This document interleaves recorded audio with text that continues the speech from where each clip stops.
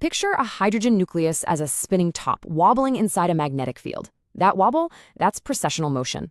When external radio frequencies perfectly match that wobble, the proton absorbs the energy and flips to a higher state. This brings us to resonance. It's literally that exact split second when those energy frequencies match up perfectly.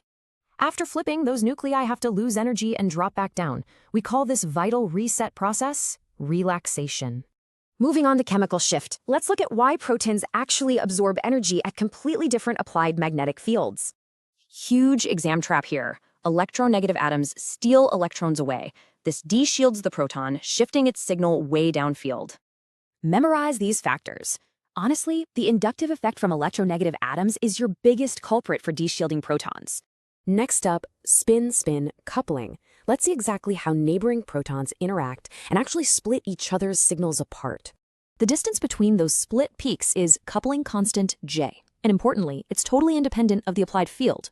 You absolutely need the N+1 rule. Got 3 adjacent equivalent protons, 3 + 1 = a quartet. Easy.